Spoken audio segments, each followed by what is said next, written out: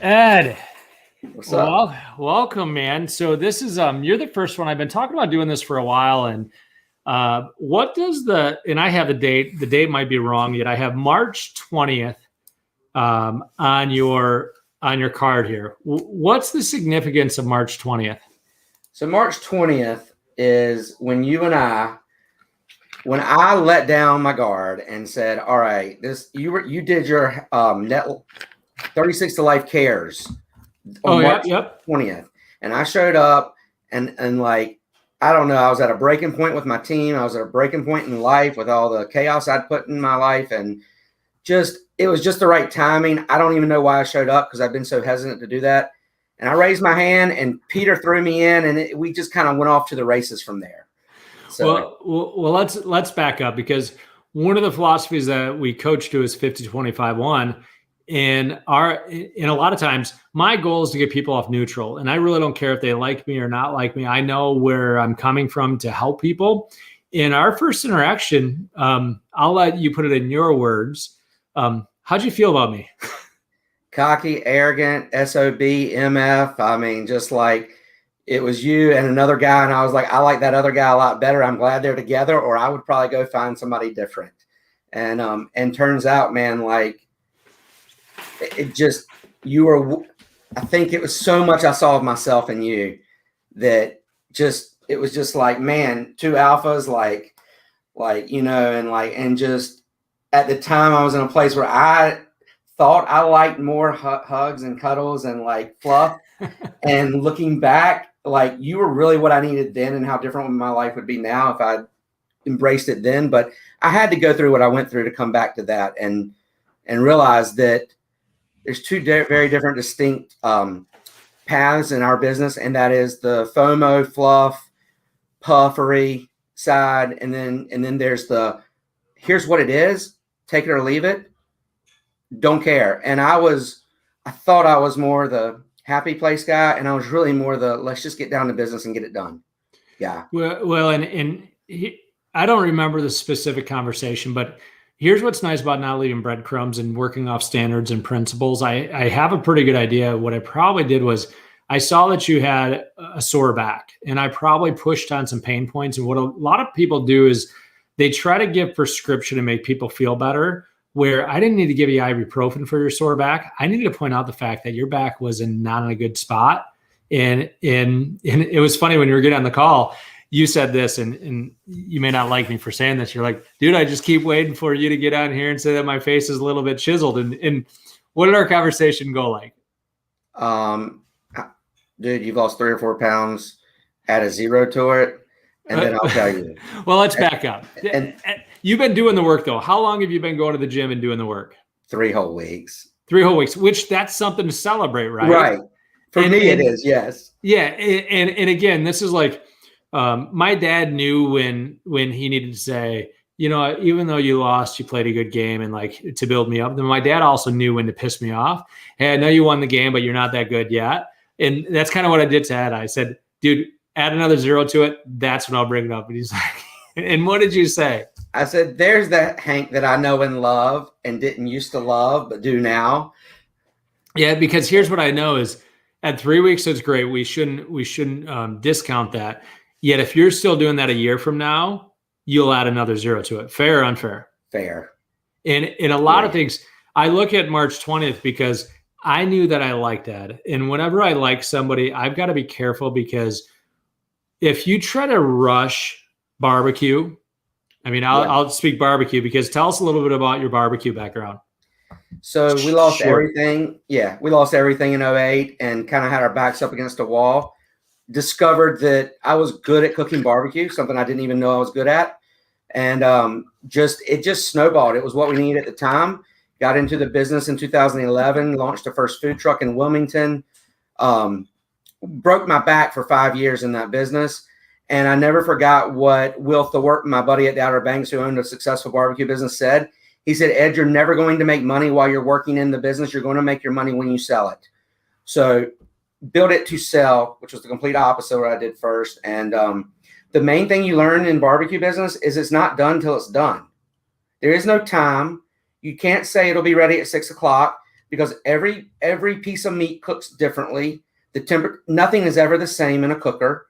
And so you just have to have a range of, it may be ready between 4 and 8, but the saying in barbecue goes, it's ready when it's ready. It's done when it's done. So hang out and enjoy the show from now to then. Well, and the reason I bring that reference in is I knew that you and I would be in a relationship. We couldn't rush it though. And that's where I said, hey, Ed, just so you know, you're on the outside looking in until we have a year, because I knew you had some work to do. And brother, and this is what prompted us doing a video, because I want to celebrate you, man. Thank you. Like, you've done a lot of hard work over the last 12 months, and you haven't done it all right. No. Meaning, and the reason I say you haven't done it all right is because hard work, sometimes even when you win, you're going to lose. And sometimes even like there is the lesser of options. So let's look at everything that you've done. You've moved. So you left, you moved from one home to another twice. Why did you move twice in the last 12 months? Walk me through that. So we sold, we remodeled our home we were living in, and we were going to sell it. And with 3 kids and we homeschooling cats and dogs, we had it on our bucket list to rent a beach rental for a winter. And so we did that. It was the time to do that. And so we rented a beach rental for the winter, moved in what we had to have because it was furnished, put all our stuff in storage, sold our house. It was so much of a better process not living there for my family, for my wife and kids, not having to get out of the house and deal with all that. And so then our main house that we were waiting to be finished, the timing worked out perfect, and we moved into that on March 2nd. So we moved twice. And not only did he move twice, but you had some things that you thought were going to be what you were going to do, only to find out it was a good idea until it wasn't. And what I loved was you were able to not get emotionally attached, not let your ego get in the way where you had to make things work, because you and I are the type where, I said I'm going to do it, so I'm just going to make it work, even when it doesn't make any sense. And you've learned sunk cost bias over the last 12 months where it's a good idea until it's not. Yeah, that's showing up almost every day now. And what's tough about that is sometimes you have to eat crow. Right. And I've watched you do some tough things over the last year. And frankly, through some perspectives, you might have been a mofo. And know that that's fair. Whenever you're making changes, not everybody's going to like your changes. And yet at the end of the day, when I observe what I believe to be true about you and your family at a core, that foundation's getting stronger than it's ever been. I'm not sure where you stepped out there. I lost you right before that foundation. What was it before that? Well, what I see is you are getting so much self-awareness around where you sucked in life. And again, we all suck in life. So this isn't me beating up Ed. No, yet he wasn't being the dad and husband that he wanted to be, and he still has work to do. So we're not saying that Ed's arrived. Yet the amount of self-awareness that I've seen you get on where you weren't who you wanted to be, and now you're becoming. So you're being it, doing it, and having it. And it's been fun watching you do the work. Yeah, man. What's going on in your mind? I'm just thinking back to, I'm just trying to understand in my head why I allowed myself to trust you like I did, because I'm a type A, high I, high D, and I rarely do what other people ask me to do. Well, and here's why, because that I don't give a fuck. Right. All I want to do is help you. So if I knew I had to help Ed self-discover. So it was nothing that I told you to do. No, it was, dude, what am I missing? Constantly, what am I missing? You're telling me you've got everything you want and need right in front of you. Where are you not connecting the dots? And then you watched as my head was like, oh, I can sell my 2 houses and move where I want to move. Oh, I can break up some business partnerships that are no longer healthy. I can move on and stop worrying about what I thought made sense 3 years ago that just absolutely doesn't anymore. And so, like you said, no matter how you do that, you're never going to come out smelling clean. So it was that, just coming to that understanding that I've got to be okay with me before I can be okay with anyone else. Well, and I think here's what I appreciate about the journey is some of the decisions that we have to make in life aren't going to be popular with everyone. I mean, there's times where I had to make decisions where I had to go against, my parents, I couldn't have asked for a better upbringing than what I had from my parents. I just couldn't.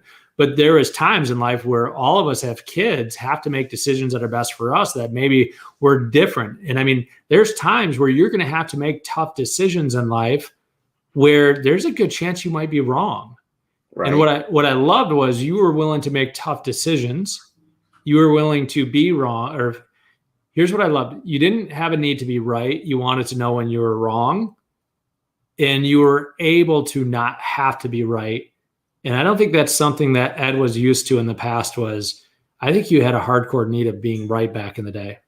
Dude, what we've been through this year has been as hard as anything I've ever had to do mentally, emotionally.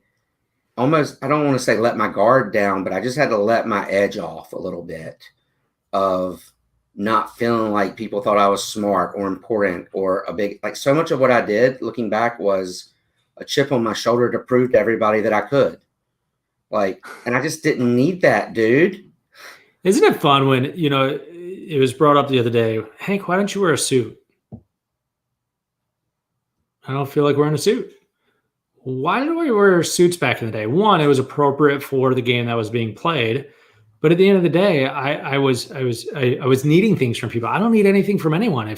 If this isn't appropriate, I'm probably just not a fit. It's okay because I don't need anything from anyone. I'm not looking to impress anyone. I'm not looking to set it up. I'll be respectful. Right. But at the end of the day, what you see is what you get. And how much easier it in life is when there's no posturing, there's no hidden agreements, it just makes it a lot easier, doesn't it? Dude, my relationships are so different now because I always wanted to be bold up front, but now I'm just straight up bold up front. This is me. Let's just go ahead and get it all out on the table. Maybe we shouldn't be friends. Let's just not waste a year getting to know each other if there's some standards and principles that we're not going to be able to respect around each other. Well, and think about how much you messaged me in that first my God, week or two. Dude, I'm lucky that I'm standing here today, man. Dude, you must have really loved me to put up with all that. Knowing what you know now, we can go back, and this is why I love moving everybody to Facebook Messenger. You would write me these long fucking books, and I'm like, good God, I love you. Yeah. And I can't do it. I don't need to know. I don't need to know it all. Nah, you don't. And I remember saying, because we were one-on-one coaching, I'm like, Ed, don't fucking message me in between our coaching calls. Don't journal about it, do whatever. But, and again, I'm not sure that you were used to having people say, back off. Right. Fair. And I'm sure there was times where you're probably and again, we've got to I look at where you are today, Ed. It's because you know what you did? You did the work. Hank didn't do anything except plant some seeds, water some things that you already knew. I just helped you make some moves that you knew were right. And part of it was I was so ready because of what I had experienced up to that. I feel like the minute not the minute every time, but pretty close when you would tell me something like that, I'd be like, okay, no more messages. It turned off very quickly. To the point that where you even messaged me or told me one time, dude, I miss you. But this is what had to happen. But bro, I miss you. Just know I love you and I miss you. But I love that interaction, but I've got to be a dad and a husband too. And it's just not sustainable if I did this with everybody I like. Well, and that's makes so much sense. The math didn't make sense because if you're doing that to me, who else were you doing it through it? And right. And it just didn't make sense to message that much to that many people. And here's what I love about it now is you're in your home. You've got your priorities straight, your self-awareness. And if you're watching this, what's your level of self-awareness? Ed's level of self-awareness right now is almost too much, to a detriment where it's like he gets awareness around something and all of a sudden it's, oh my gosh, I gotta fix it. No, dude, just be aware you have stinky breath. It's okay for an hour. You can go brush your teeth later. You don't have to stop everything and fix it right now. We just need to address it when we address it. if I love what Ed's done is he's been super sensitive around the self-awareness, and awareness in and of itself is transformational. For sure. That's been huge for you. Dude, it was always there, but the fact of having to be right kept it hidden. Like, I've always been super self-aware, but not willing to fix it. Like mentally choosing not to fix it. Like, I know I shouldn't do this and I do it anyway, or I run into things too soon or too fast. Like, we're still working on me not raising my hand. And so even like when you sent that work chat out this morning, like, I thought for 10 minutes and I thought, okay, I'm not just going to respond yes right away. I'm going to think for a minute. Do I have 1 hour a month for this and 1 hour? Do I have 2 hours a month? And is this a thing that moves me closer to my net life? And the answer to both of those was yes. And so I raised my hand, but it was just know that thought process was there where it wasn't before. And that's good because honestly, if I asked for a volunteer with anything, Ed was like this. And it's like, dude, I know your math. You can't say yes to this. It's FOMO. And yes. What you've done such a good job of is really looking at where is it FOMO and you're saying yes to things because you want to be a part of it versus whether or not it helps move you closer to your goals. And what I love about what you're doing is you're consciously making decisions. Does this bring me closer to the outcomes that I'm looking for, or does it move me away? And you're finally okay with saying no. Yes. If it doesn't move you in that direction. Yeah, bro, for sure. You're understanding your math at a whole nother level. Oh, dude, everybody, like, so, I post about EXP some, and what I have not been able to express in words well enough is that while it is the model, while it is the math, while it is all that, the reason I am where I am today is because of the people we run with at EXP. It's the whole level of caliber of humans that we get the opportunity to run beside. And that's where you guys come in. Like, my life is different, certainly because of the work. Like, I could have always just sold real estate and been in this model and done okay in life. I would never have been working a 3-day week and telling my dad when we're about to try to mend some things that, hey, son, can you go fishing? Dad, I work Monday, Tuesday, Wednesday. Tell me what Thursday and Friday you want to go. Like, dude, a year ago, you challenged me. You said, start leaning into working a 3-day week. And I'm not there 100% yet, but I'm so much closer now than I was a year ago. Like, well, look at that, because so many of us are so stretched when life happens, we can't say yes to it. So if you're watching this, I would encourage you, for what you're showing up for, trading dollars for hours, get it down to a 3-day work week, which means you might have to raise your standards and have a higher price point or larger margins. And do you know, like, Ed, I'm down to 6 hours a week right now that I have to show up. Freaking love it. See, that's an inspiration to me because you're 4 years ahead of me. Now that I've been running with you for a year, I think 5 years is kind of the magic. And, a big part of it too, going back, was when I first met you, and then, like, I was still coming out of the barbecue business and having to move companies again to EXP. And dude, I just wasn't in my mind. I was like, oh my God, I've just worked for 5 years, 120-hour work weeks. And now I'm introducing to some guy that's telling me I got to go work some more. No, I've arrived. Like, I want to stop. And it took some time to get my mindset around that. I was ready to quit real estate, dude. I was like, I'm enjoying selling 36 houses a year. This is fun again. Well, and that's what's fun about it is we figured out your math. You were actually getting a destructive abundance 100% because you felt you had to, because bigger was better. And what's unfortunate in our industry is, and in the title on this, I put, how do we help you do the ordinary so it's extraordinary for you? In selling, you sell 36 deals a year. Consistently, 4 years in a row. I'm on pace to hit that by September of this year. Well, and this is why people struggle with it is no one will ever celebrate. Like we're going to have another guy on the show.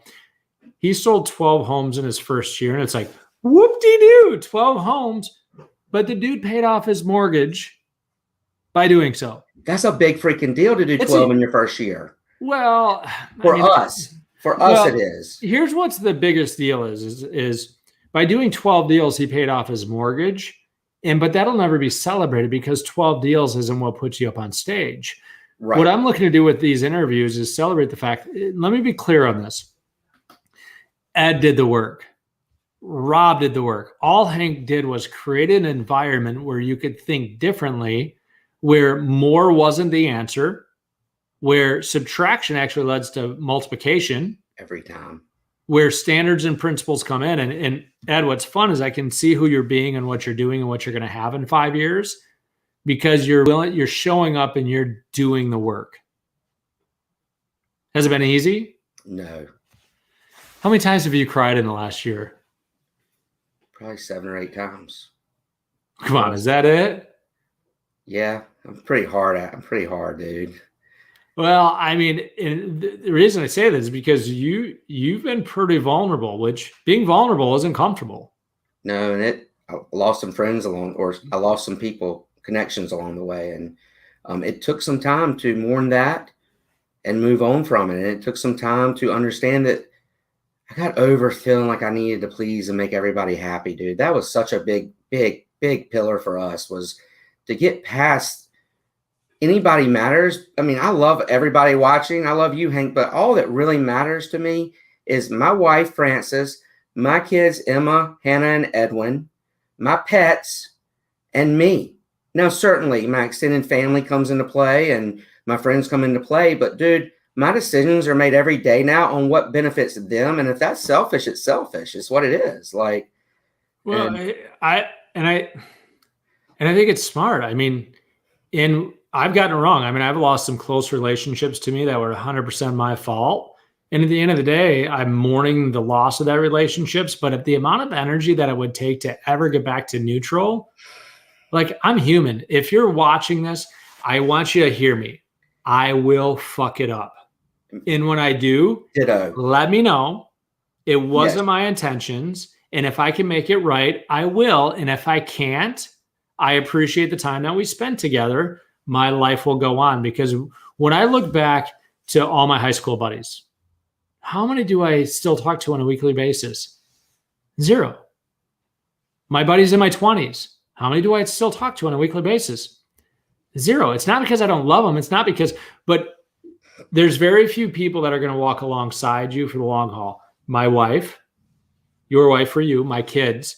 Outside of that, I'm going to do the best that I can. If I fuck it up, I'm sorry. Yes. And I'm always going to do what's best for my family.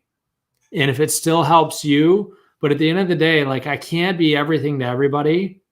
And I will never do anything to put you in harm's way intentionally. If I do, I'm sorry. It's figured out. That's it, dude. And if I fall short, but my family's doing great, I do 2 things well: family and business, which means I'm not a very good friend right now. And some people can't handle that. Like, there's going to be times in your life, like I'm in the time bucket, where I'd rather be a great dad and spend more time there than to try to have a bunch of friends. I'm not a good friend right now. I don't have the capacity or the need or the want to be a great friend. 100%, bro.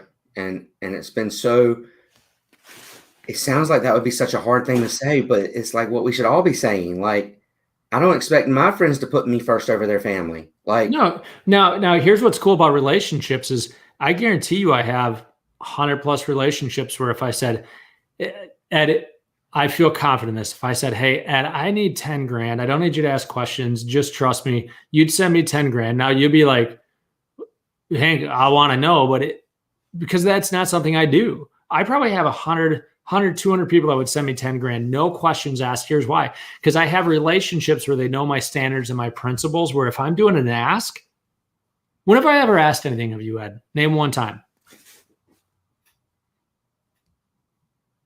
One time today, the workplace message. That's the first time. And you said in that message, I don't ask. This is an ask. And yeah. And even though the ask, it had nothing to do with the benefit of me, it was for the greater good. It has nothing to do with Hank, just so we're clear. It was actually an ask to benefit me as an up and coming leader. So again, you've never asked me to do anything for you. It's always been asked me to do for me and what's best for my family and what's best for the company or for whatever group we're running with. Well, and let's go back to this. And again, this is where you can't say the right thing to the wrong person. You can't say the wrong thing to the right person. I think you were the wrong person when we first met for who Hank is. I wasn't ready for you, bro. I don't think you were. And here's what I realize is most people aren't ready for Hank because I'm not willing to nurture a relationship because I don't need any more relationships. I have enough if I just serve the relationships that are right here with me. And so many people are so busy going out trying to create all these new relationships. What if you just water the grass that you have? What if you tended to the garden that you have and stop trying to like hang out with C's and D's? What if you just really took care of your A's and B's? Fair? Yeah. And you know what's so powerful about that for anybody that's a real estate agent watching this? People ask me, dude, how do you do 36 deals? How do you trip over 36 deals a year? Because I do nothing but take care of my past clients and sphere of influence. I don't spend money looking for new clients. Well, I spend that money on like next week, dude, I'm delivering barbecue to 150 past clients and 50 sphere of influence and 100 real estate agents that I've done a deal with in the last 3 years. I do it every year. It's a lot of barbecue. But you know why I have the money to do that is because I don't spend money throwing at new clients, throwing at internet leads, throwing at programs that don't work. I don't chase the shiny objects anymore. So, and I probably will not result in an immediate deal typically. But 6 months from now, I will be at a crossroads of destructive abundance again. Let's talk, explain destructive abundance to us. Okay. So destructive abundance is you're already working with 2 listings, a seller or 2 for me. 4 a month is about what we decide is my capacity. Certainly there's some flex in the seasonality in our market. However, there was a time when I averaged when I was on a team, and I had more leverage then, granted, but I was averaging having to keep 15 to 20 deals under contract at all times just to make what I'm making make less than what I'm doing now, 3 or 4 a month. That's destructive abundance. For me right now, destructive abundance would be, I've got 3 really good buyers I'm working with, 2 sellers and 3 under contract. It would be me taking a client walking through the door, whether they're $50,000 or $5 million. That would be destructive abundance. Well, because you can't do as good of a job and we have capacity challenges. And this is where the subtraction leads to multiplication is, just because you can doesn't mean that you should. Like, I don't actively buy and sell residential real estate anymore. Well, people are like, well, Hank, you make $10,000 on that listing. Why wouldn't you take it? Because you don't understand the math of when you say yes to this, you're saying no to something else in the mind space and the energy and everything else. And you know, it's funny, Ed, I let go of all my one-on-one clients back in, I think, February 1st. And they still all have access to me. Sure. In fact, I like to have a call once a month because we have such a strong foundation. They don't need me every week. Yet, what do you think's happened to my income, even with subtracting out that one-on-one income? It's increasing in the places that it matters. Well, not only that, but here's the reality is sometimes you'll have to go backwards in one stream of income because it allows you to do something that's more leverageable or a longer term income that's recurring. And when we get in destructive abundance and we're doing 15 under contract at any given time, where the fuck do you have the mind space to be working on any of the longer term income? Because all you can do is react when you have that many deals going. And let me ask this question to everybody watching. What matters more? Size of the hat or size of the cattle? Meaning, I know a lot of people that talk about their gross numbers. I don't care about your gross. I care about your net. And we talk about net life because Sarah and I know as long as we make 360 grand a year, we're going to choose life over more money. Life over more money. Do you guys know your net number where you're going to choose a better life over more money? Now, here's what happened, Ed. We made more money last year than we've ever made, and here's how. Standards and principles, following our schedule, forgetting about our feelings, and serving the people that are our relationships. You know what's so great about that? What's that? You admittedly share regularly that to get there, you had to make mistakes along the way. Oh, God, like so many for me, mistakes. I'm finding where I'm picking the wrong thing, thinking it's the right thing. And 3 months later, I'm 90 days is what I'm trying to do every experiment in. And so I'm finding like, okay, what I thought mattered for my clients and for my family didn't really. So let me try something new. So I'm in that experimentation phase where you're in the completed phase now.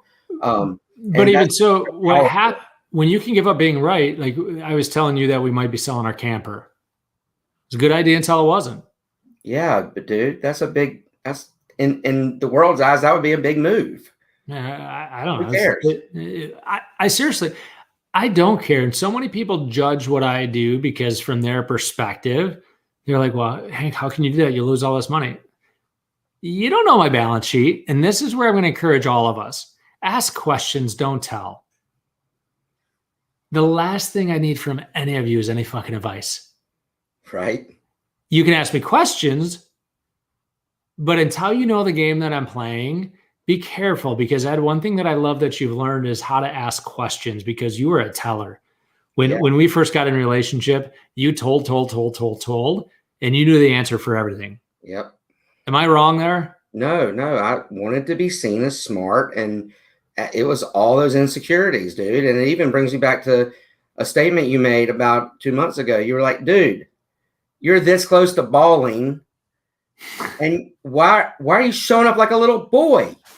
And I even wrote back, do you mean balling in the sense of crying, or like getting ready to like be a baller? And like, you never answered that. And I had to deal with that. And like, I don't even care what you meant. I decided what it meant to me. And like, but that was it. You were like, dude, what's your deal, man? Why are you showing up like a little baby? Why are you showing up like a little boy? Grow up. You were kind of, and I remember you're kind of showing up like an emotional wreck, like you were just about to have a breakdown. Like you were. I was in the middle of like two moves and like all the chaos. But yes, like I was like, and you always tell me, CFO, bro, like that's been big for me. I am so far to go in patience, but I am so much further along. I am learning patience.